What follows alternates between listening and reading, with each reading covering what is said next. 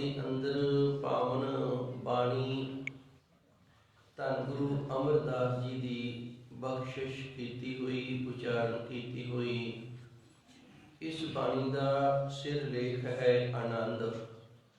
ਧੰਨ ਗੁਰੂ ਗ੍ਰੰਥ ਸਾਹਿਬ ਜੀ ਦੇ ਅੰਦਰ ਕਈ ਬਾਣੀਆਂ ਨੇ ਜਿਨ੍ਹਾਂ ਦੇ ਸਿਰ ਲੇਖ ਗੁਰੂ ਮਹਾਰਾਜ ਜੀ ਨੇ ਆਪ ਦਰਜ ਕੀਤੇ ਨੇ, ਜਿਵੇਂ ਜਪਜੀ ਸਾਹਿਬ ਜਪ ਬਾਣੀ, ਇਸੇ ਤਰ੍ਹਾਂ ਸੁਖਮਨੀ ਸਾਹਿਬ, ਸੁਖਮਨੀ ਸੁਖ ਅੰਮ੍ਰਿਤ ਪ੍ਰਭ ਨਾਮ, ਉਹਨਾਂ ਬਾਣੀਆਂ ਦੇ ਨਾਮ ਆਪ ਦਰਜ ਕੀਤੇ ਨੇ। ਓਂਕਾਰ ਰਾਮਪਰੀ ਗੁਰੂ ਨਾਨਕ ਦੇਵ ਜੀ ਦੀ ਦੱਖਣੀ ਓਂਕਾਰ ਬਾਣੀ, ਇਸੇ ਤਰ੍ਹਾਂ ਸਿੱਧ ਗੋਸ਼ਟ, ਹੋਰ ਵੀ ਕਈ ਬਾਣੀਆਂ ਨੇ ਜਿਨ੍ਹਾਂ ਦੇ ਨਾਮ ਗੁਰੂ ਮਹਾਰਾਜ ਜੀ ਨੇ ਆਪ ਦਰਜ ਕੀਤੇ ਨੇ। ਉਸ ਨਾਮ ਦੇ ਸਿਰ ਲੇਖ ਹੇਠ ਗੁਰਬਾਣੀ ਨੂੰ ਦਰਜ ਕੀਤਾ ਹੈ। ਇਹ ਗੁਰਬਾਣੀ ਦੀ ਉਥਾਨਕਾ ਭਾਈ ਸੰਤੋਖ ਸਿੰਘ ਇਸ ਤਰ੍ਹਾਂ ਦਰਜ ਕਰਦੇ ਨੇ ਕਿ ਧੰਨ ਗੁਰੂ ਅੰਗਦ ਦੇਵ ਜੀ ਗੋਇੰਦਵਾਲ ਸਾਹਿਬ ਦੀ ਧਰਤੀ ਤੇ ਸੁਭਾਇਮਾਨ ਹਨ।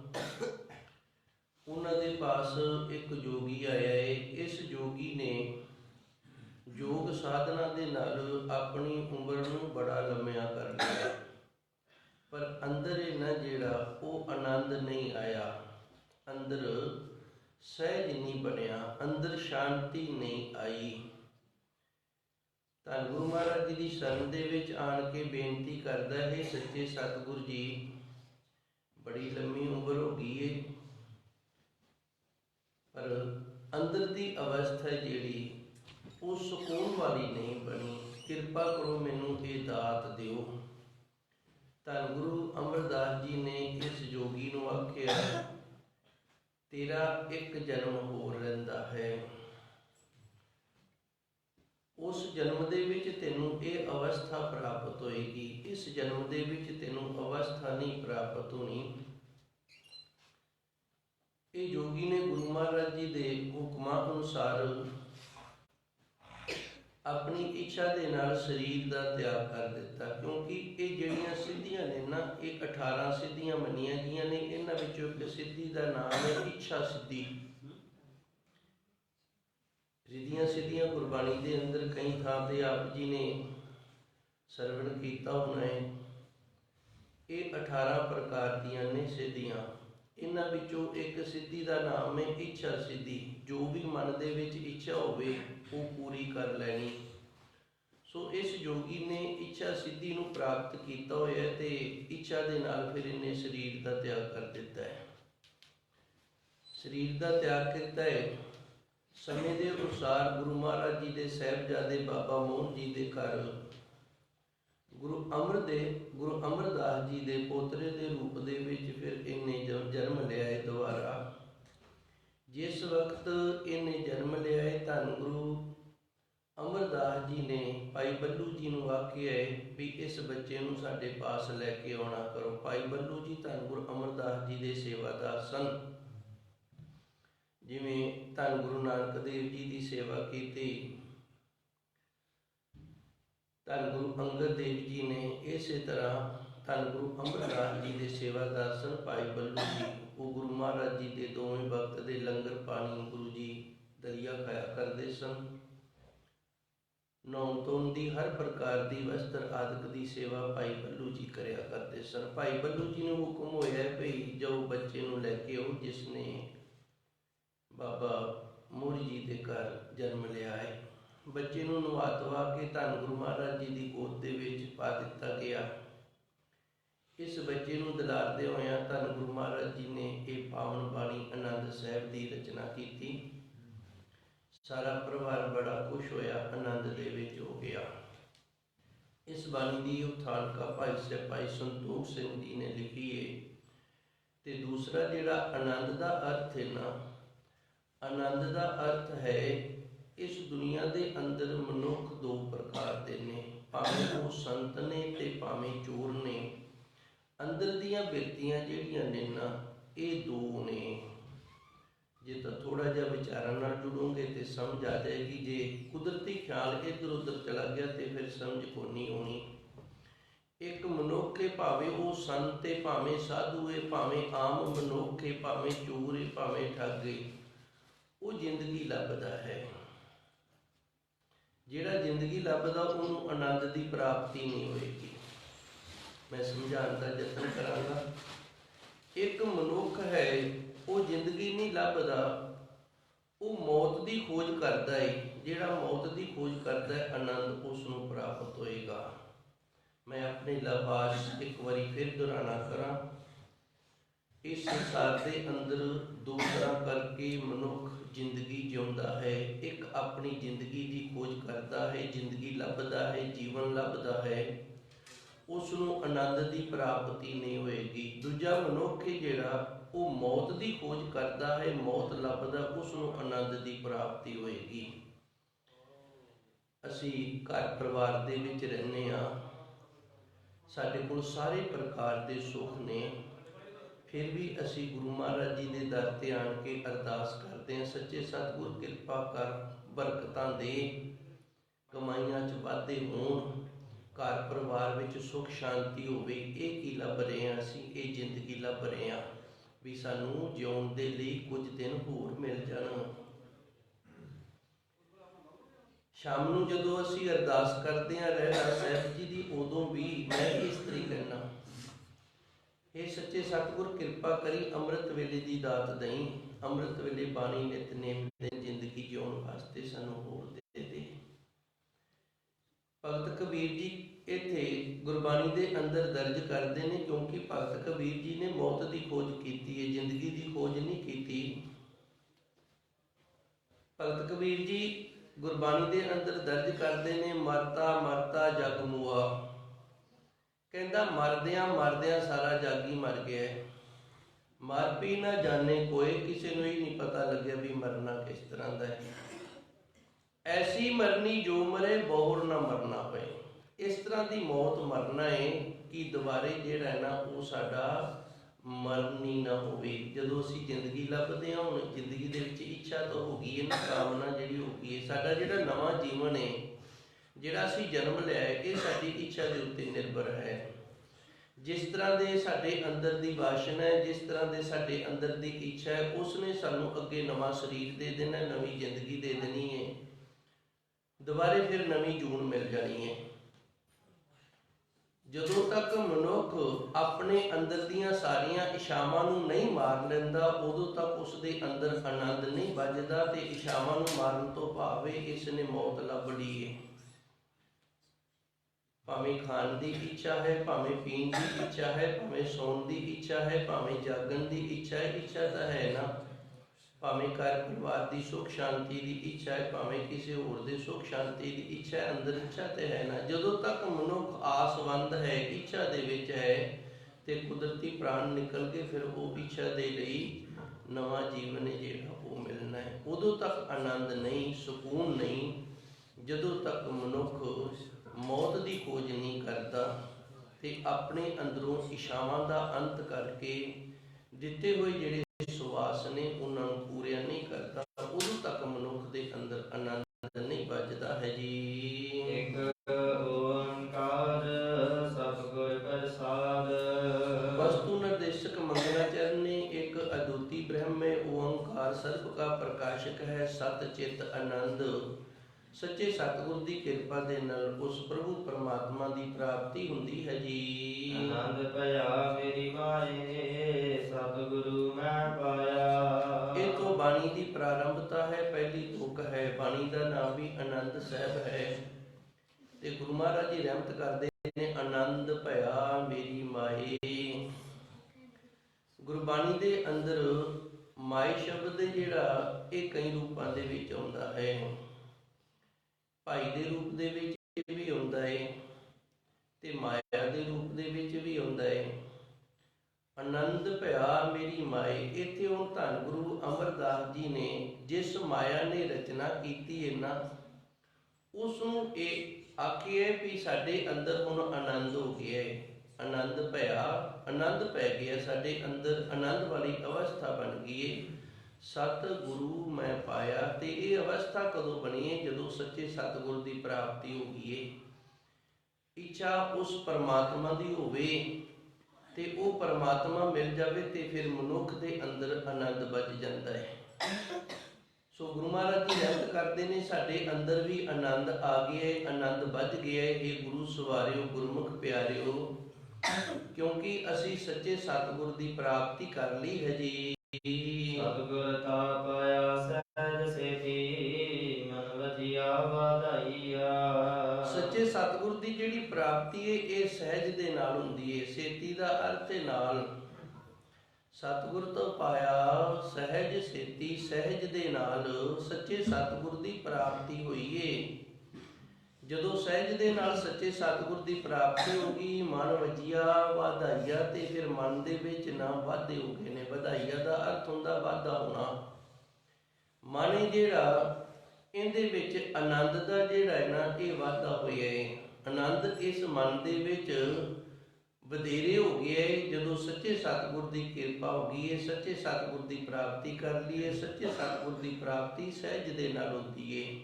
ਬਿਨਾਂ ਸਹਿਜ ਤੋਂ ਸੱਚੇ ਸਤਿਗੁਰ ਦੀ ਪ੍ਰਾਪਤੀ ਨਹੀਂ ਹੁੰਦੀ। ਸਹਿਜ ਜਿਹੜਾ, ਇਸ ਦਾ ਅਰਥ ਗਿਆਨ ਕਰ ਲੈਂਦੇ ਨੇ, ਪਰ ਸਹਿਜ ਇੱਕ ਅਵਸਥਾ ਦਾ ਨਾਂ ਹੈ। ਜਿਹੜਾ ਮਨੁੱਖ ਸਹਿਜ ਦੇ ਵਿੱਚ ਰਹੇਗਾ ਉਹਦੇ ਅੰਦਰ ਕਾਲਾਪਨ ਨਹੀਂ ਹੋਏਗਾ, ਉਸ ਦੇ ਅੰਦਰ ਤਲਬ ਨਹੀਂ ਹੋਏਗੀ। ਉਸ ਦਾ ਮਨ ਜਿਹੜਾ ਹੈ, ਉਸ ਦਾ ਅੰਦਰ ਜਿਹੜਾ ਉਹ ਟਿਕਾਊ ਦੇ ਵਿੱਚ ਹੋ ਜਾਏਗਾ। ਇਹ ਸਹਿਜ ਵਾਲੀ ਅਵਸਥਾ ਹੈ। ਜਦੋਂ ਮਨੁੱਖ ਦਾ ਮਨ ਟਿਕਾਊ ਵਾਲਾ ਹੋ ਜਾਵੇ ਤੇ ਫੇਰ ਹੀ ਸੱਚੇ ਸਤਿਗੁਰ ਦੀ ਰਹਿਮਤ ਕਿਰਪਾ ਹੁੰਦੀ, ਫੇਰ ਹੀ ਅਸੀਂ ਸੱਚੇ ਸਤਿਗੁਰ ਦੀ ਪ੍ਰਾਪਤੀ ਵਾਲੇ ਹੁੰਦੇ ਹਾਂ। ਮੈਂ ਇੱਕ ਨਿੱਕਾ ਜਿਹਾ ਨੁਕਤਾ ਪੇਸ਼ ਕਰਦਾ। ਕਈ ਵਾਰੀ ਅਸੀਂ ਦਰਬਾਰ ਸਾਹਿਬ ਦੇ ਅੰਦਰ ਆ ਜਾਂਦੇ ਹਾਂ ਗੁਰੂ ਮਹਾਰਾਜ ਜੀ ਦੇ ਦਰਸ਼ਨਾਂ ਦੇ ਲਈ। ਦਰਬਾਰ ਸਾਹਿਬ ਦੇ ਅੰਦਰ ਬੈਠਿਆ ਵੀ ਮਨ ਹੈ ਨਾ ਜਿਹੜਾ, ਇਹ ਟਿਕਾਊ ਦੇ ਵਿੱਚ ਨਹੀਂ ਹੁੰਦਾ। ਇਹ ਕਹਿੰਦਾ ਉੱਠ ਖੜਾ ਹੋ, ਤੇਰਾ ਫਲਾਣਾ ਵੀ ਕੰਮ ਰਹਿੰਦਾ ਹੈ। ਉੱਠ ਖੜਾ ਹੋ, ਤੇਰਾ ਉਹ ਵੀ ਰਹਿੰਦਾ ਕਰਨ ਵਾਲਾ, ਤੇਰਾ ਆਹ ਵੀ ਰਹਿੰਦਾ ਕਰਨ ਵਾਲਾ। ਹੁਣ ਤੂੰ ਦਰਸ਼ਨ ਤਾਂ ਕਰ ਹੀ ਲਏ ਨੇ, ਚੱਲ। ਇਹ ਟਿਕਾਊ ਥੋੜੀ ਹੈ, ਇਹ ਟਿਕਾਊ ਨਹੀਂ ਹੈਗਾ। ਮਨ ਹੀ ਨਹੀਂ ਟਿਕਿਆ। ਜੇ ਮਨ ਟਿਕਿਆ ਨਹੀਂ ਤੇ ਫਿਰ ਗੁਰੂ ਦੀ ਪ੍ਰਾਪਤੀ ਕਿੱਥੋਂ। ਜਿਸ ਵਕਤ ਸੁਖਦੇਵ ਮੁਨੀ, ਜੋ ਵਿਆਸ ਭਗਤ ਜੀ ਦੇ ਪੁੱਤਰ ਸਨ, ਉਹ ਜਨਕ ਰਾਜੇ ਨੂੰ ਗੁਰੂ ਧਾਰਨ ਵਾਸਤੇ ਗਏ ਸਨ ਤੇ ਬਾਹਰ ਆਪਣੀ ਲੰਗੋਟੀ, ਤੁੰਬੀ ਤੇ ਕੁੰਡੀ ਸੀ ਜਿਹੜੀ, ਉਹ ਰੱਖ ਕੇ ਜਿੱਥੇ ਦਰਬਾਰ ਸਜਿਆ ਹੋਇਆ ਸੀ ਉੱਥੇ ਪਹੁੰਚ ਗਏ। ਜਨਕ ਰਾਜੇ ਨੇ ਵੇਖੀਏ ਇਹਦੇ, ਜਨਕ ਰਾਜੇ ਨੇ ਸੋਚਿਆ ਵੇਖਣਾ ਕਰੀਏ ਇਸ ਦੇ ਅੰਦਰ ਧੀਰਜ ਕਿੰਨਾ ਹੋਏ, ਸਹਿਜ ਕਿੰਨਾ ਹੋਏ, ਇਹਦਾ ਮਨ ਟਿਕਾਊ ਦੇ ਵਿੱਚ ਕਿੰਨਾ ਹੋਏ, ਇਹਦੇ ਅੰਦਰ ਤਲਖੀ ਹੈਗੀ ਹੈ ਕਿ ਨਹੀਂ ਹੈਗੀ। ਉਸਨੇ ਆਪਣੀ ਕਲਾ ਦੇ ਨਾਲ ਇੱਕ ਪਾਸੋਂ ਅੱਗ ਲਾ ਦਿੱਤੀ ਸ਼ਹਿਰ ਨੂੰ। ਮੱਚਦਾ ਕੁਝ ਵੀ ਨਹੀਂ ਸੀ, ਕਿਉਂਕਿ ਸਾਧੂ ਸੰਤ ਕਿਸੇ ਨੂੰ ਸਾੜਨ ਵਾਸਤੇ ਥੋੜੀ ਹੁੰਦੇ ਨੇ, ਤਾਂ ਸ਼ਾਂਤੀ ਦੇਣ ਵਾਲੇ ਹੁੰਦੇ ਨੇ, ਠੰਡ ਦੇਣ ਵਾਲੇ ਹੁੰਦੇ ਨੇ।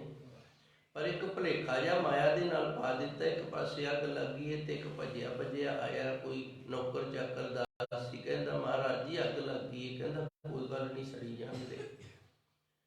ਹੌਲੀ ਹੌਲੀ ਕਹਿੰਦਾ ਜੀ ਆਪਣੇ ਘੋੜਿਆਂ ਦੇ ਤਬੇਲਿਆਂ ਕੋਲ ਵੀ ਆ ਗਈ। ਕਹਿੰਦਾ ਜੀ ਕੋਈ ਗੱਲ ਨਹੀਂ, ਸੜੀ ਜਾਂਦੇ। ਕਹਿੰਦਾ ਜੀ ਹੁਣ ਤਾਂ ਮਹਿਲਾਂ ਨੂੰ ਵੀ ਲੱਗ ਗਈ ਹੈ। ਕਹਿੰਦਾ ਤੈਨੂੰ ਕਿਹਾ ਨਾ ਹੋ ਜਾਂਦੇ ਜਿਹੜਾ ਕੁਝ ਹੁੰਦਾ ਹੈ। ਉਹਦੇ ਤੋਂ ਨਾ ਰਿਹਾ ਗਿਆ। ਕਹਿੰਦਾ ਹੁਣ ਜਿੱਥੇ ਤੁਸੀਂ ਬੈਠੇ ਹੋ ਨਾ ਤੇ ਇਹਨੂੰ ਵੀ ਆਣ ਕੇ ਬਾਹਰ ਲੱਗ ਗਈ ਜੇ। ਤੇ ਸੁਖਦੇਵ ਨੇ ਆਖਿਆ ਕਿਹੜੇ ਬੂਬੜੇ ਕੋਲ ਮੇਰੇ ਪਿਓ ਨੇ ਮੈਨੂੰ ਭੇਜ ਦਿੱਤਾ ਹੈ, ਪਹਿਲੋਂ ਸਾਰਾ ਸ਼ਹਿਰ ਸਾੜ ਦਿੱਤਾ ਹੈ, ਸਾਰਾ ਕੁਝ ਸਾੜ ਦਿੱਤਾ ਤੇ ਹੁਣ ਆਪ ਵੀ ਸੜੇਗਾ।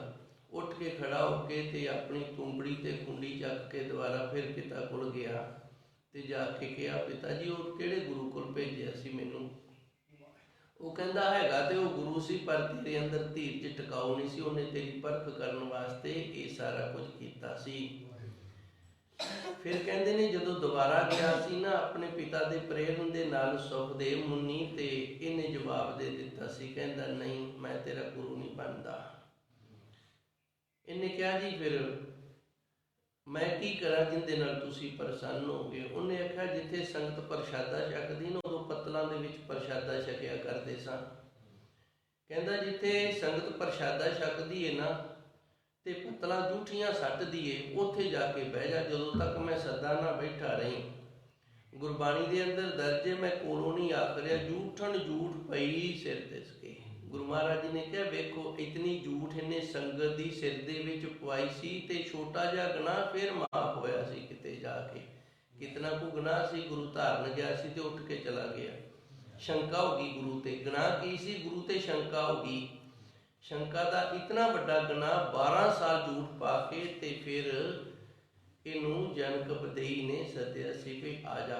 ਇੱਥੇ ਨਹੀਂ ਅੱਗੇ ਹੋਰ ਵੀ ਪਰਖ ਕੀਤੀ ਸੀ। ਇਹਨੂੰ ਪੁੱਛਿਆ ਸੀ ਵੀ ਹੁਣ ਤੂੰ ਮੇਰੇ ਸ਼ਹਿਰ ਦਾ ਨਾ ਗੇੜਾ ਦੇਣਾ ਚਾਰੇ ਪਾਸੇ, ਜਿਹਨੂੰ ਆਪਾਂ ਫਿਰਨੀ ਆਖ ਦਿੰਦੇ ਹਾਂ, ਚਾਰੇ ਪਾਸੇ ਫਿਰ ਕੇ ਆਉਣਾ ਤੂੰ।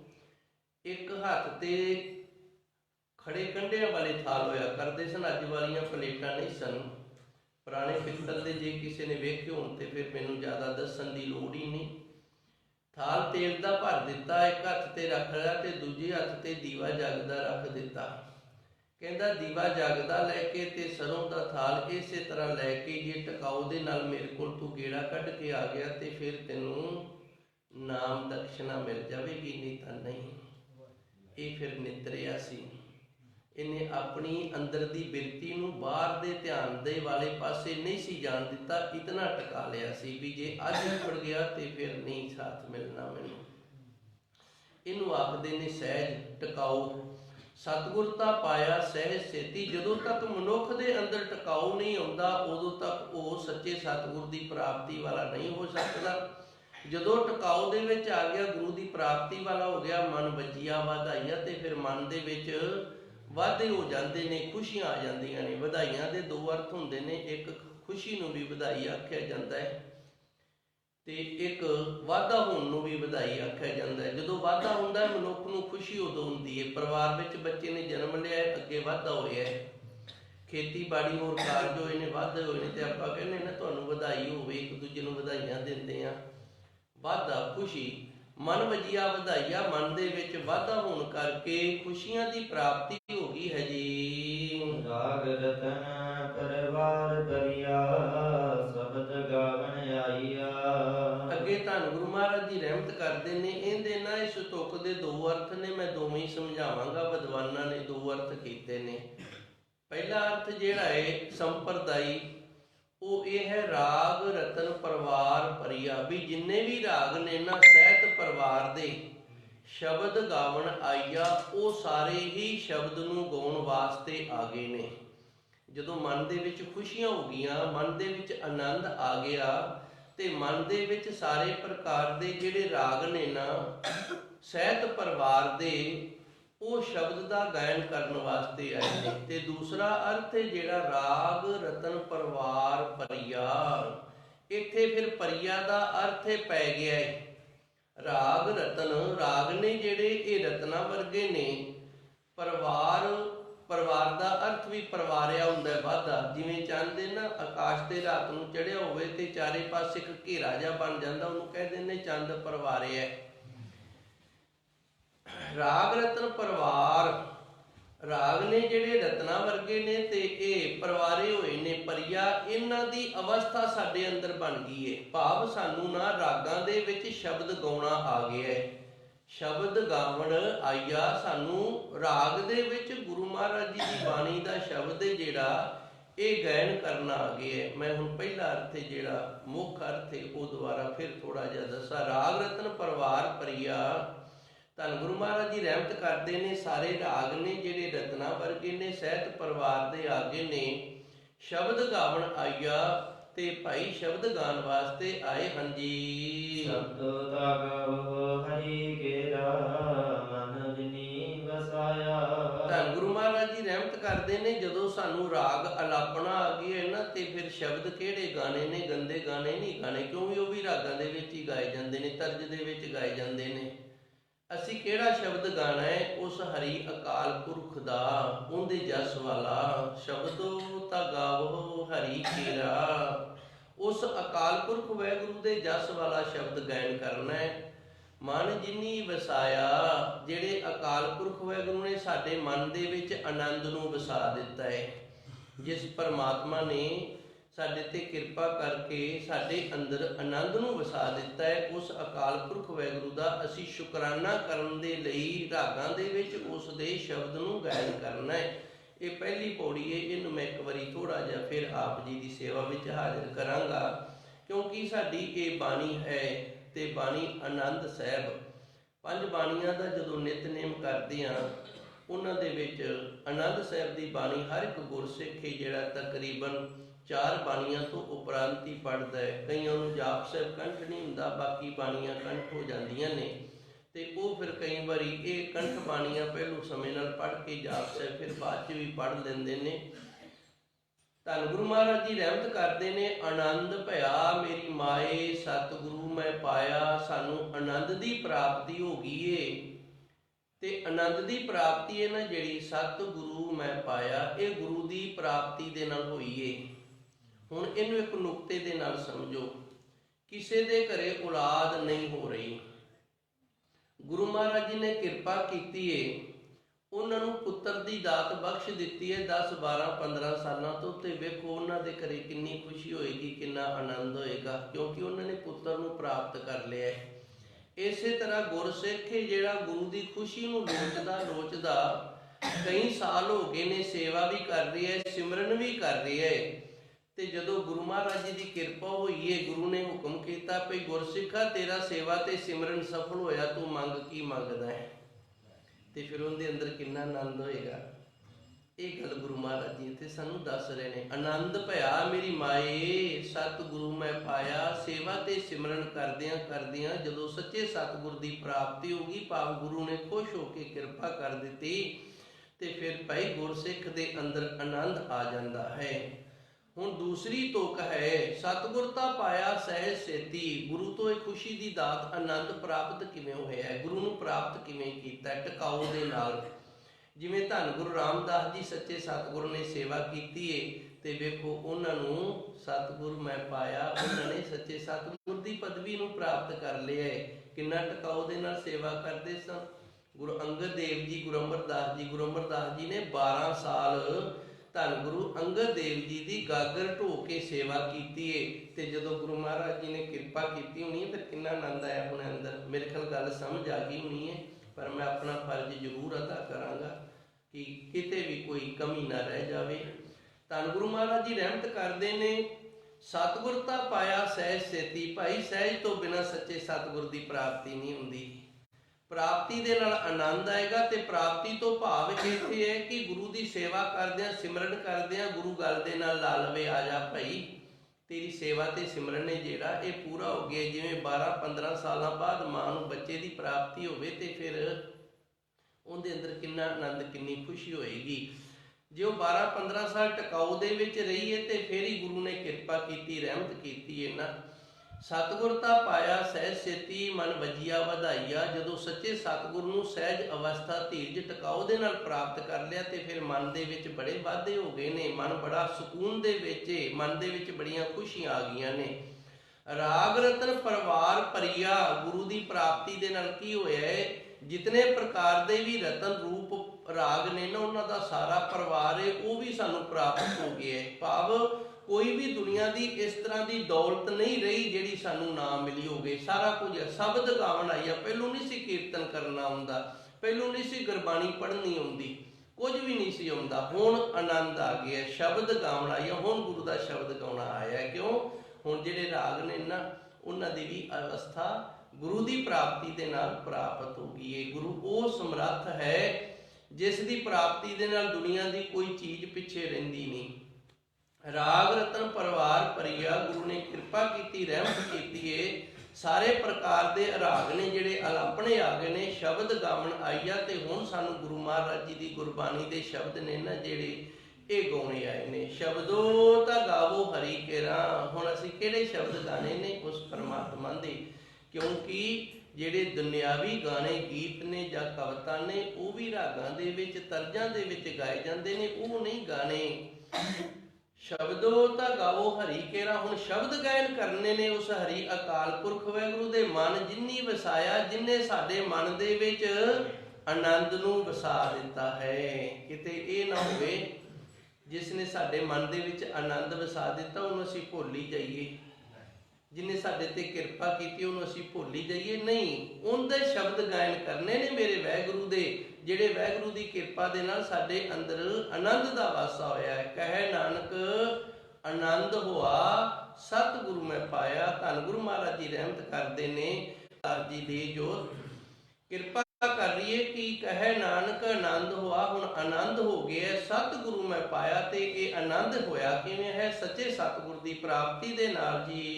ਏ ਮਨ ਮੇਰਿਆ ਤੂੰ ਸਦਾ ਰਹੋ ਹਰਿ ਨਾਲੇ। ਹੁਣ ਦੂਸਰੀ ਪੌੜੀ ਦੀ ਪ੍ਰਾਰੰਭਤਾ ਹੈ। ਧੰਨ ਗੁਰੂ ਮਹਾਰਾਜ ਜੀ ਦੂਸਰੀ ਪੌੜੀ ਦੇ ਵਿੱਚ ਕਿਰਪਾ ਕਰਦੇ ਨੇ, ਇਹ ਮਨ ਮੇਰਿਆ, ਹੁਣ ਮਨ ਨੂੰ ਪ੍ਰੇਰਨਾ ਹੈ, ਤੂੰ ਸਦਾ ਰਹੋ ਹਰ ਨਾਲੇ। ਹਰੀ ਅਕਾਲ ਪੁਰਖ ਵਾਹਿਗੁਰੂ ਦੇ ਨਾਲ ਰਹਿਣਾ ਹੈ। ਜਿੰਦੀ ਪ੍ਰਾਪਤੀ ਹੋਈ ਹੈ ਨਾ, ਉਸੇ ਦਾ ਬਣ ਕੇ ਰਹਿਣਾ, ਉਸ ਦੇ ਨਾਲ ਰਹਿਣਾ। ਨਾਲ ਰਹਿਣ ਤੋਂ ਭਾਵ ਇਹ ਨਹੀਂ ਵੀ ਉਹਦੇ ਨਾਲ ਜੁੜ ਕੇ ਰਹਿਣਾ ਹੈ। ਨਾਲ ਰਹਿਣ ਤੋਂ ਭਾਵ ਇਹ ਹੁੰਦਾ ਹੈ ਕਿ ਉਸ ਦੇ ਹੁਕਮ ਦੇ ਵਿੱਚ ਰਹਿਣਾ ਹੈ। ਇਹ ਨਾ ਹੋਵੇ ਵੀ ਤੈਨੂੰ ਰੱਬ ਦੀ ਪ੍ਰਾਪਤੀ ਹੋ ਗਈ ਹੈ, ਆਨੰਦ ਦੀ ਪ੍ਰਾਪਤੀ ਹੋ ਗਈ ਹੈ, ਤੇ ਹੁਣ ਤੂੰ ਉਸ ਦਾ ਸ਼ਰੀਕ ਬਣ ਜੇ। ਜੇ ਉਹ ਮੀਂਹ ਪਾਉਂਦਾ ਤੇ ਤੂੰ ਆਖੇ ਨਹੀਂ ਪਾਣਾ, ਸ਼ਰੀਕ ਬਣ ਗਿਆ ਨਾ। ਜੇ ਉਹ ਆਖੇ ਮੈਂ ਸੋਕਾ ਲਾਣਾ ਤੇ ਤੂੰ ਕਹਦੇ ਮੈਂ ਤਾਂ ਮੀਂਹ ਪਵਾਵਾਂਗਾ। ਕਾਹਦੇ ਲਈ? ਲੋਕਾਂ ਨੂੰ ਖੁਸ਼ ਕਰਨ ਦੇ ਲਈ ਵੀ ਬਾਬਾ ਬੜਾ ਵੱਡਾ ਹੈ, ਇਹ ਮੀਂਹ ਪਵਾ ਦਿੰਦਾ ਹੈ। ਇਸ ਤਰ੍ਹਾਂ ਨਹੀਂ ਕਰਨਾ। ਮੇਰੇ ਖਿਆਲ ਗੱਲ ਦੀ ਸਮਝ ਆ ਗਈ ਹੋਣੀ ਹੈ। ਕਈ ਸ਼ਬਦ ਇਸ ਤਰ੍ਹਾਂ ਦੇ ਨੇ, ਉਹਨਾਂ ਦੇ ਜਦੋਂ ਆਪਾਂ ਅਰਥ ਕਰਦੇ ਆ ਨਾ, ਅਰਥ ਕੁਝ ਹੋਰ ਹੁੰਦਾ ਤੇ ਸਾਡੇ ਅੰਦਰ ਪੜ੍ਹ ਕੇ ਸੁਣ ਕੇ ਸਮਝ ਕੁਝ ਹੋਰ ਹੁੰਦੀ। ਇਹ ਮਨ ਮੇਰਿਆ ਤੂੰ ਸਦਾ ਰਹੋ ਹਰ ਨਾਲੇ। ਪਤਨੀ ਹੈ ਜਿਹੜੀ, ਉਹ ਪਤੀ ਦੇ ਨਾਲ ਰਹਿੰਦੀ ਏ, ਤੇ ਨਾਲ ਕਿਉਂ ਰਹਿ ਸਕਦੀ ਏ? ਜਿਵੇਂ ਉਹ ਆਖਦਾ ਉਵੇਂ ਕਰੀ ਜਾਂਦੀ ਏ। ਕਦੇ ਹੋਇਆ ਇਸ ਤਰ੍ਹਾਂ ਦਾ ਵੀ ਪਤਨੀ ਪਤੀ ਦੇ ਆਖੇ ਲੱਗਦੀ ਹੋਵੇ ਤੇ ਉਹਨਾਂ ਦਾ ਤਲਾਕ ਹੋ ਗਿਆ ਹੋਵੇ? ਨਹੀਂ ਹੁੰਦਾ। ਕਦੋਂ ਹੁੰਦਾ ਹੈ? ਜਦੋਂ ਉਹਦੇ ਨਾਲ ਦੀ ਨਹੀਂ ਬਣ ਕੇ ਰਹਿੰਦੀ, ਨਾਲ ਨਹੀਂ ਰਹਿੰਦੀ, ਉਹਦੇ ਆਖੇ ਨਹੀਂ ਲੱਗਦੀ।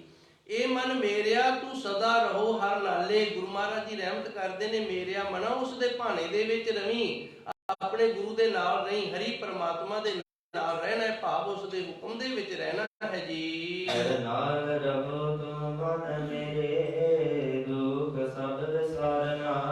ਤਾਂ ਗੁਰੂ ਜੀ ਰਹਿਮਤ ਕਰਦੇ ਨੇ, ਵੇਖ ਲੈ ਜੇ ਤਾਂ ਉਹਦੇ ਨਾਲ ਰਵੇਂਗਾ ਤੇ ਫਿਰ ਤਾਂ ਤੇਰੇ ਸਾਰੇ ਦੁੱਖਾਂ ਦਾ ਆਪੇ ਹੀ ਨਾਸ਼ ਕਰ ਦੇਗਾ। ਤੇ ਜੇ ਸ਼ਰੀਕ ਬਣਨ ਲੱਗ ਗਿਆ ਤੇ ਫਿਰ ਭਾਈ ਨਹੀਂ, ਫਿਰ ਉਹ ਗੱਲ ਨਹੀਂ ਬਣਨੀ। ਹਰ ਨਾਲ ਰਹੋ ਤੂੰ ਮਨ ਮੇਰੇ, ਹੇ ਮੇਰਿਆ ਮਨਾ, ਇਸ ਗੱਲ ਦੇ ਉੱਤੇ ਪੱਕਾ ਹੋ ਜਾ, ਇਸ ਗੱਲ ਦਾ ਮੰਨਣ ਕਰ ਲਾ ਵੀ ਤੂੰ ਪਰਮਾਤਮਾ ਦੇ ਹੁਕਮ ਦੇ ਵਿੱਚ ਰਹਿਣਾ ਹੈ, ਉਸ ਦੇ ਨਾਲ ਰਹਿਣਾ ਹੈ।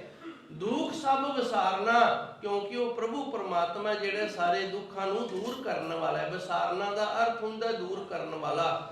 ਇਹਦਾ ਵੀ ਇੱਕ ਦੂਜਾ ਅਰਥ ਹੈ, ਉਹ ਵੀ ਮੈਂ ਆਪ ਜੀ ਦੀ ਸੇਵਾ ਵਿੱਚ ਹਾਜ਼ਰ ਕਰਦਾ। ਹਰ ਨਾਲ ਰਹੋ ਤੂੰ ਮਨ ਮੇਰੇ, ਇਹ ਮੇਰਿਆ ਮਨਾ ਤੂੰ ਪਰਮਾਤਮਾ ਦੇ ਨਾਲ ਰਹਿਣਾ ਹੈ। ਦੁੱਖ ਸਭ ਵਿਸਾਰਨਾ, ਤੂੰ ਆਪਣੇ ਦੁੱਖਾਂ ਨੂੰ ਵਿਸਾਰਦੀ, ਭਾਵ ਉਹਦੇ ਨਾਲ ਰਹਿੰਦੇ ਦੁੱਖ ਤਕਲੀਫ ਤਾਂ ਆਏਗੀ। ਪਤੀ ਗਰੀਬ ਏ ਤੇ ਪਤਨੀ ਉਹਦੇ ਨਾਲ ਰਵੇਗੀ ਤੇ ਫਿਰ ਭਾਈ ਉਹਦੀ ਗਰੀਬੀ ਵਾਲਾ ਦੁੱਖ ਤਾਂ ਉਹਨੂੰ ਸਹਾਰਨਾ ਪੈਣਾ ਨਾ। ਤੇ ਜੇ ਉਹ ਦੁੱਖ ਨੂੰ ਸਹਾਰ ਲੇਗੀ ਤੇ ਉਹ ਪਤੀ ਵਰਤਾ ਵਾਲਾ ਦਰਜਾ ਪ੍ਰਾਪਤ ਕਰ ਲੇਗੀ। ਤੇ ਜੇ ਦੁੱਖ ਨੂੰ ਨਹੀਂ ਸਹਾਰਿਆ ਤੇ ਫਿਰ ਭਾਈ ਉਹ ਪਤੀ ਵਰਤਾ ਵਾਲਾ ਜਿਹੜਾ ਦਰਜਾ ਉਹ ਪ੍ਰਾਪਤ ਨਹੀਂ ਹੋਏਗਾ। ਹਰ ਨਾਲ ਰਹੋ ਤੂੰ ਮਨ ਮੇਰੇ, ਗੁਰੂ ਮਹਾਰਾਜ ਜੀ ਰਹਿਮਤ ਕਰਦੇ ਨੇ, ਮੇਰੇ ਮਨਾ ਹਰੀ ਪਰਮਾਤਮਾ ਦੇ ਨਾਲ ਰਹਿ, ਦੁੱਖ ਸਭ ਵਿਸਾਰਨਾ, ਤੂੰ ਆਪਣੇ ਦੁੱਖਾਂ ਨੂੰ ਵਿਸਾਰਦੀ, ਭਾਵ ਦੁੱਖਾਂ ਦੀ ਪਰਵਾਹ ਨਾ ਕਰੀ ਪਰ ਉਹਦਾ ਸਾਥ ਨਾ ਛੱਡੀ। ਮੇਰੇ ਕੋਲ ਗੱਲ ਪਕੜ ਚ ਆ ਗਈ ਨਹੀਂ ਹੈ। ਦੁੱਖ ਸਭ ਵਿਸਾਰਨਾ, ਆਪਣੇ ਸਾਰੇ ਦੁੱਖਾਂ ਨੂੰ ਛੱਡਦੀ ਵਿਸਾਰਦੀ, ਪਰ ਉਹਦਾ ਲਾੜੇ ਨਾ ਜਿਹੜਾ ਉਹ ਨਾ ਵਿਸਾਰੀ, ਉਹਦੇ ਨਾਲ ਰਹਿਣਾ ਕਰੀ। ਅੰਗੀਕਾਰ ਉਹ ਕਰੇ ਤੇਰਾ, ਕਾਰਜ ਸਭ ਸਵਾਰਨਾ। ਜਦੋਂ ਅਸੀਂ ਆਪਣੇ ਦੁੱਖਾਂ ਨੂੰ ਛੱਡ ਕੇ ਤੇ ਉਹਦੇ ਲੜ ਨੂੰ ਨਹੀਂ ਛੱਡਾਂਗੇ, ਆਪਣੇ ਦੁੱਖਾਂ ਨੂੰ ਵਿਸਾਰ ਦਿਆਂਗੇ, ਦੁੱਖਾਂ ਦੀ ਪਰਵਾਹ ਨਹੀਂ ਕਰਾਂਗੇ, ਉਸ ਦੇ ਲੜ ਨੂੰ ਨਹੀਂ ਛੱਡਾਂਗੇ, ਜਦੋਂ ਉਸ ਦੇ ਲੜ ਨੂੰ ਨਹੀਂ ਛੱਡਾਂਗੇ, ਅੰਗੀਕਾਰ ਉਹ ਕਰੇ ਤੇਰਾ, ਫਿਰ ਉਹ ਅੰਗੀਕਾਰ ਉਹ ਕਰੇ ਤੇਰਾ, ਫਿਰ ਆਖੇ ਲੱਗੇਗਾ। ਕਿਵੇਂ ਆਖੇ ਲੱਗੇਗਾ? ਜਿਵੇਂ ਧੰਨੇ ਭਗਤ ਦੇ ਆਖੇ ਲੱਗਿਆ ਸੀ ਤੇ ਉਸ ਦੀਆਂ ਗਾਈਆਂ ਚਰਾਦੀਆਂ ਸਨ, ਉਸ ਦਾ ਖੂਹ ਵੀ ਗੇੜਿਆ ਸੀ, ਨੱਕੇ ਵੀ ਮੋੜੇ ਸਨ। ਇਹ ਹੁਣ ਅੰਗੀਕਾਰ ਹੋ ਗਿਆ ਨਾ। ਅੰਗੀਕਾਰ ਉਹ ਕਰੇ ਤੇਰਾ, ਅੰਗੀਕਾਰ ਦਾ ਅਰਥ ਹੁੰਦਾ ਪ੍ਰਵਾਨ ਕਰਨਾ। ਜਿਵੇਂ ਆਪਾਂ ਅਰਦਾਸ ਕਰਦੇ ਆ ਨਾ, हे ਸੱਚੇ ਸਤਿਗੁਰ ਜੀ ਆਪ ਜੀ ਨੂੰ ਰੁਮਾਲਾ ਸਾਹਿਬ ਭੇਟ ਕੀਤਾ ਹੈ, ਆਪ ਕਿਰਪਾ ਕਰਨੀ, ਅੰਗੀਕਾਰ ਕਰਨਾ। ਹੁਣ ਇੱਥੇ ਗੁਰੂ ਮਹਾਰਾਜ ਜੀ ਰਹਿਮਤ ਕਰਦੇ ਨੇ, ਜਦੋਂ ਤੂੰ ਹਰੀ ਦੇ ਨਾਲ ਰਹਿ ਕੇ ਆਪਣੇ ਦੁੱਖ ਸੁੱਖ ਦੀ ਪਰਵਾਹ ਨਾ ਕਰਦਾ ਹੋਇਆ ਸੇਵਾ ਕਰੇਗਾ ਨਾ, ਤੇ ਫਿਰ ਤੇਰੀ ਸੇਵਾ ਨੂੰ ਅੰਗੀਕਾਰ ਕਰੇਗਾ। ਇੱਕ ਉਦਾਹਰਨ ਵੀ ਹੈ, ਧੰਨ ਗੁਰੂ ਅਮਰਦਾਸ ਜੀ ਨੇ ਆਪਣੇ ਦੁੱਖ ਸੁੱਖ ਦੀ ਪਰਵਾਹ ਥੋੜਾ ਕੀਤੀ ਸੀ, ਨਹੀਂ ਸੀ ਕੀਤੀ। 12 ਸਾਲ ਸੇਵਾ ਕੀਤੀ ਤੇ ਗੁਰੂ ਨੇ ਫਿਰ ਉਹਦੀ ਸੇਵਾ ਨੂੰ ਅੰਗੀਕਾਰ ਕਰ ਲਿਆ ਸੀ। ਮੇਰੇ ਕੋਲ ਹੁਣ ਗੱਲ ਸਮਝ 'ਚ ਆ ਗਈ ਹੋਣੀ ਹੈ। ਹਰ ਨਾਰ ਰੋ ਤੂੰ ਮਨ ਮੇਰੇ ਦੁੱਖ ਸਭ ਵਿਸਾਰਨਾ। ਗੁਰੂ ਮਹਾਰਾਜ ਜੀ ਰਹਿਮਤ ਕਰਦੇ ਨੇ, ਉਹ ਸਾਰੇ ਹੀ ਦੁੱਖਾਂ ਦਾ ਨਾਸ਼ ਕਰਨ ਵਾਲਾ ਏ। ਤੇ ਉਸ ਪਰਮਾਤਮਾ ਦੇ ਨਾਲ ਮੇਰਿਆ ਮਨਾ ਤੂੰ ਰਹਿਣਾ ਕਰੀ। ਆਪਣੇ ਦੁੱਖਾਂ ਨੂੰ ਭੁੱਲ ਜਾਵੀਂ ਪਰ ਪ੍ਰਭੂ ਪਰਮਾਤਮਾ ਨੂੰ ਕਦੇ ਨਾ ਭੁੱਲੀ। ਆਪਣੇ ਦੁੱਖਾਂ ਦੀ ਪਰਵਾਹ ਨਾ ਕਰੀ ਪਰ ਉਸ ਪਰਮਾਤਮਾ ਦੀ ਪਰਵਾਹ ਜ਼ਰੂਰ ਕਰੀ। ਉਸ ਦੇ ਸੇਵਾ ਦੇ ਵਿੱਚ ਜ਼ਰੂਰ ਲੱਗਿਆ ਰਹੀਂ। ਅੰਗੀਕਾਰ ਹੋ ਕਰੇ ਤੇਰਾ ਤੇ ਫਿਰ ਉਹ ਪਰਮਾਤਮਾ ਕਿਰਪਾ ਕਰੇਗਾ, ਤੇਰੀ ਸੇਵਾ ਨੂੰ ਪ੍ਰਵਾਨ ਕਰੇਗਾ, ਤੇਰੇ ਸੇਵਾ ਨੂੰ ਅੰਗੀਕਾਰ ਕਰੇਗਾ। ਤੇਰੇ ਸਿਮਰਨ ਨੂੰ ਉਹ ਅੰਗੀਕਾਰ ਕਰਕੇ ਕਾਰਜ ਸਭ ਸਵਾਰਨਾ, ਤੇਰੇ ਸਾਰੇ ਕਾਰਜ ਲੈਣਾ, ਫਿਰ ਆਪੇ ਰਾਸ ਕਰ ਦੇਵੇਗਾ ਜੀ। ਸਭਨਾ ਗੱਲਾਂ ਸਮਰੱਥ ਸੁਆਮੀ, ਸੋ ਕਿਉ ਮਨਹੁ ਵਿਸਾਰੇ। ਜਿਹੜਾ ਸਾਰਾ ਕੁਝ ਕਰਨ ਦੇ ਸਮਰੱਥ ਹੈ। ਸਭਨਾ ਗੱਲਾਂ ਦਾ ਭਾਵ ਹੈ ਦੁਨੀਆ ਦੇ ਅੰਦਰ ਕੋਈ ਵੀ ਇਸ ਤਰ੍ਹਾਂ ਦੀ ਗੱਲ ਨਹੀਂ ਜਿਹੜੀ ਉਹ ਪਰਮਾਤਮਾ ਨਾ ਕਰ ਸਕਦਾ ਹੋਵੇ। ਇੱਥੇ ਗੱਲ ਤੋਂ ਭਾਵ ਹੈ ਕੰਮ। ਸਭਨਾ ਗੱਲਾਂ ਸਮਰੱਥ ਸੁਆਮੀ। ਜਿਵੇਂ ਨਾ ਇੱਕ ਬੱਚਾ ਕੰਮ ਕਰ ਰਿਹਾ ਹੈ ਤੇ ਉਹ ਕਹਿੰਦਾ ਜੀ ਮੇਰੇ ਤੋਂ ਨਹੀਂ ਹੁੰਦਾ, ਤੇ ਆਪਾਂ ਕਹਿ ਦੇਣਾ ਇਹ ਵੀ ਕੋਈ ਗੱਲ ਲੈ ਮੈਂ ਕਰ ਦਿੰਦਾ। ਹੁਣ ਗੱਲ ਦਾ ਅਰਥ ਕੰਮ ਹੋ ਗਿਆ ਹੈ। ਮੈਂ ਇੱਕ ਵਾਰੀ ਫਿਰ ਦੱਸਾਂ, ਜਿਵੇਂ ਬੱਚਾ ਕੰਮ ਕਰ ਰਿਹਾ ਹੈ ਤੇ ਉਹਨੇ ਜਵਾਬ ਦੇ ਦਿੱਤਾ ਥੋੜਾ ਜਿਹਾ ਕਰਕੇ ਇਹ ਮੇਰੇ ਤੋਂ ਨਹੀਂ ਹੁੰਦਾ, ਤੇ ਸਿਆਣਾ ਕਹਿ ਦਿੰਦਾ ਲੈ ਇਹ ਵੀ ਕੋਈ ਗੱਲ ਹੈ ਮੈਂ ਕਰ ਦੇਣਾ, ਭਰਾ ਹੋ ਜਾ। ਤੇ ਗੱਲ ਦਾ ਅਰਥ ਕੰਮ ਹੋ ਗਿਆ। ਸਭਨਾ ਗੱਲਾਂ ਸਮਰੱਥ ਸੁਆਮੀ। ਉਹ ਪਰਮਾਤਮਾ ਸਾਰੇ ਕੰਮ ਕਰਨ ਦੇ ਸਮਰੱਥ ਹੈ ਤੇ ਸਾਡਾ ਮਾਲਕ ਹੈ। ਸੋ ਕਿਉਂ ਮਨੋਂ ਵਿਸਾਰੀਏ। ਤੇ ਫਿਰ ਉਸ ਵਾਹਿਗੁਰੂ ਨੂੰ ਅਸੀਂ ਦੱਸੋ ਮਨ ਦੇ ਵਿੱਚੋਂ ਕਿਉਂ ਵਿਸਾਰ ਨਾ ਕਰੀਏ।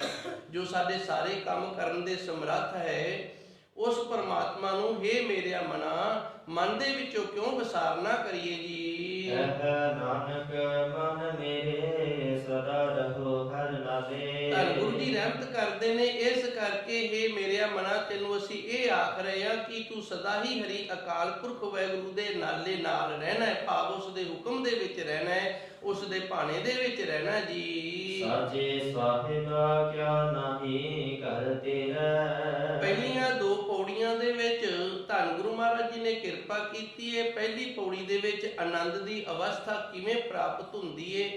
ਸਹਿਜ ਦੇ ਵਿੱਚ ਜਦੋਂ ਅਸੀਂ ਗੁਰੂ ਦੀ ਸੇਵਾ ਦੇ ਵਿੱਚ ਟਿਕੇ ਰਹਿੰਦੇ ਹਾਂ ਉਦੋਂ ਗੁਰੂ ਖੁਸ਼ ਹੁੰਦਾ ਤੇ ਫਿਰ ਸਾਨੂੰ ਆਨੰਦ ਦੀ ਦਾਤ ਦਿੰਦਾ ਹੈ, ਗੁਰੂ ਦੀ ਪ੍ਰਾਪਤੀ ਵਾਲੇ ਹੋਈਦਾ ਹੈ।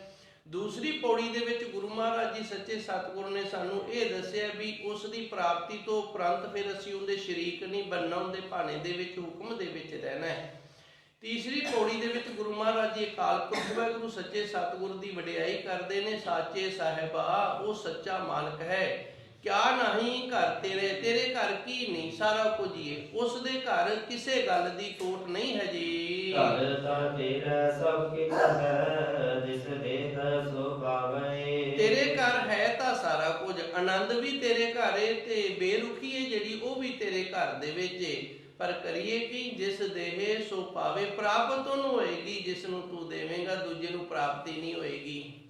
ਹੇ ਮੇਰੇ ਵਾਹਿਗੁਰੂ ਜੀਓ ਤੇਰੇ ਘਰ ਸਾਰਾ ਕੁਝ ਹੀ ਏ। ਕੋਈ ਵੀ ਇਸ ਤਰ੍ਹਾਂ ਦੀ ਚੀਜ਼ ਨਹੀਂ ਜੋ ਤੇਰੇ ਘਰ ਦੇ ਵਿੱਚੋਂ ਪ੍ਰਾਪਤ ਨਾ ਹੁੰਦੀ ਹੋਵੇ। ਘਰ ਤਾਂ ਤੇਰੇ ਸਭ ਕੁਛ ਹੈ, ਜਿਸ ਦੇਹ ਸੋ ਪਾਵੇ। ਪਰ ਪ੍ਰਾਪਤ ਉਹ ਕਰਦਾ ਜਿਹਨੂੰ ਤੂੰ ਆਪ ਕਿਰਪਾ ਕਰਕੇ ਤਰੁੱਠ ਕੇ ਖੁਸ਼ ਹੋ ਕੇ ਦਿੰਦਾ ਹੈ ਜੀ। ਸਦਾ ਸਿਫਤ ਸਲਾਹ ਤੇਰੀ, ਨਾਮ ਮਨ ਵਸਾਵੇ। ਜਿਸ ਨੂੰ ਤੂੰ ਤਰੁੱਠ ਕੇ ਦੇ ਦੇਣਾ ਉਹਦੇ ਤੇ ਬੜੀ ਕਿਰਪਾ ਹੋ ਜਾਂਦੀ, ਫਿਰ ਉਹ ਸਦਾ ਤੇਰੀ ਸਿਫਤ ਕਰਦਾ ਹੈ।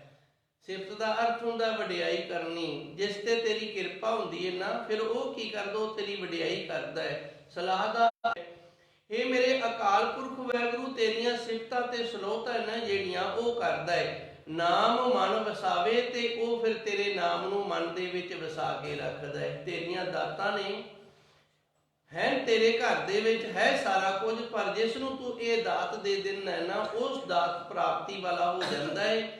ਤੇ ਉਹ ਫਿਰ ਕੀ ਕਰਦਾ ਹੈ, ਤੇਰੇ ਦਰ ਤੇ ਤੇਰੇ ਸੱਚੇ ਨਾਮ ਦੇ ਨਾਲ ਜੁੜ ਕੇ ਤੇਰੀਆਂ ਸਿਫਤਾਂ ਕਰਦਾ ਹੈ, ਤੇਰੀਆਂ ਸਲੋਤਾਂ ਕਰਦਾ ਹੈ ਤੇ ਤੇਰੇ ਨਾਮ ਨੂੰ ਮਨ ਦੇ ਵਿੱਚ ਵਸਾ ਕੇ ਰੱਖਦਾ ਹੈ ਜੀ। ਨਾਮ ਜਿਨ ਕੈ ਮਨ ਵਸਿਆ, ਵਾਜੇ ਸ਼ਬਦ ਕਨੇਰੇ। ਗੁਰੂ ਮਹਾਰਾਜ ਜੀ ਰਹਿਮਤ ਕਰਦੇ ਨੇ, ਜਿਨ੍ਹਾਂ ਗੁਰਮੁਖ ਪਿਆਰਿਆਂ ਦੇ ਮਨ ਦੇ ਵਿੱਚ ਪ੍ਰਭੂ ਪਰਮਾਤਮਾ ਦਾ ਵਾਹਿਗੁਰੂ ਨਾਮ ਵਸ ਗਿਆ ਨਾ, ਉਹਨਾਂ ਦੇ ਮਨ ਦੇ ਵਿੱਚ ਵਾਜੇ ਸ਼ਬਦ ਕਨੇਰੇ।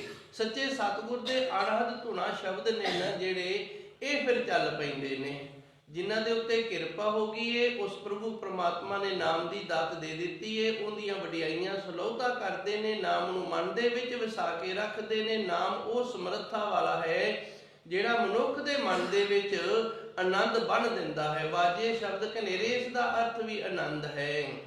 ਅੰਦਰ ਆਨੰਦ ਅੜਹਦ ਸ਼ਬਦ ਦਾ ਚੱਲ ਪੈਣਾ, ਅੰਦਰੋਂ ਪ੍ਰਭੂ ਪਰਮਾਤਮਾ ਦਾ ਨਾਮ ਚੱਲ ਪੈਣਾ, ਇਹ ਉਹ ਸੱਚੇ ਸਤਿਗੁਰ ਦੀ ਕਿਰਪਾ ਰਹਿਮਤ ਹੋ ਜਾਂਦੀ ਹੈ ਜੀ। ਕਹਿ ਨਾਨਕ ਸਚੇ ਸਾਹਿਬ ਕਿਆ ਨਾਹੀ ਕਰ ਤੇਰਾ। ਧੰਨ ਗੁਰੂ ਜੀ ਰਹਿਮਤ ਕਰਦੇ ਨੇ, ਹੇ ਮੇਰੇ ਅਕਾਲ ਪੁਰਖ ਵਾਹਿਗੁਰੂ ਸੱਚੇ ਮਾਲਕ ਜੀਓ, ਤੇਰੇ ਘਰ ਕੀ ਨਹੀਂ, ਤੇਰੇ ਘਰ ਸਾਰਾ ਕੁਝ ਹੈ ਤੇ ਸਾਰਾ ਕੁਝ ਜਿਹੜਾ ਉਹ ਤੇਰੇ ਦਰ ਤੋਂ ਪ੍ਰਾਪਤ ਹੁੰਦਾ ਹੈ। ਪਰ ਪ੍ਰਾਪਤ ਤਾਂ ਹੁੰਦਾ ਹੈ ਜੇ ਕਿਤੇ ਤੂੰ ਸਾਨੂੰ ਟਿਕਾਓ ਦੇ ਦੇਵੇਂ, ਜੇ ਕਿਤੇ ਧੀਰਜ ਦੇ ਦੇਵੇਂ ਤੇ ਫਿਰ ਤੇਰੀ ਰਹਿਮਤ ਬਖਸ਼ਿਸ਼ ਹੋ ਜਾਂਦੀ ਏ। 3 ਪੌੜੀਆਂ ਦੀਆਂ ਵਿਚਾਰਾਂ ਆਪ ਸੰਗਤਾਂ ਦੇ ਨਾਲ ਸਾਂਝੀਆਂ ਹੋਈਆਂ ਨੇ। ਗੁਰੂ ਕਿਰਪਾ ਕਰੇਗਾ ਅੱਗੇ ਆਉਣ ਵਾਲੇ ਸਮੇਂ ਦੇ ਵਿੱਚ ਧੰਨ ਗੁਰਬਾਣੀ ਦੀਆਂ ਇਹ 40 ਪੌੜੀਆਂ ਨੇ। ਆਪਣੀ ਬਾਣੀ ਦੀ ਆਪ ਸੇਵਾ ਲੈ ਲੈਣਗੇ। ਅੱਜ ਦੇ ਲਈ ਇਤਨੀ ਕੁ ਸੇਵਾ ਸੰਗਤਾਂ ਨੇ ਪ੍ਰਵਾਨ ਕਰਨੀ। ਗੁਰੂ ਰਹਿਮਤ ਕਰੇ, ਬਖਸ਼ਿਸ਼ ਕਰੇ, ਆਪ ਸੰਗਤਾਂ ਦਾ ਸਰਵਣ ਕੀਤਾ ਹੋਇਆ ਸਫਲ ਹੋਵੇ। ਭਾਵ ਆਪ ਦੇ ਮਨ ਦੇ ਵਿੱਚ ਧੰਨ ਗੁਰਬਾਣੀ ਦੇ ਅਰਥ ਭਾਵ ਨੇ ਜਿਹੜੇ ਜਦੋਂ ਆਪਾਂ ਬਾਣੀ ਪੜ੍ਹਦੇ ਹਾਂ ਉਦੋਂ ਆ ਜਾਣ, ਤੇ ਬਾਣੀ ਦੇ ਜਦੋਂ ਮਨ ਦੇ ਵਿੱਚ ਅਰਥ ਆਉਣ ਨਾਲ ਆਨੰਦ ਹੀ ਫਿਰ ਵੱਜਦਾ ਹੈ।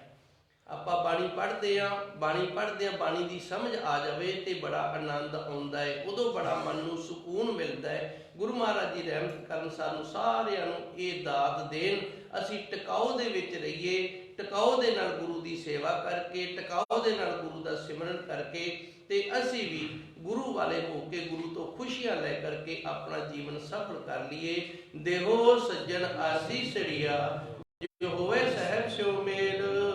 ਨਾਮ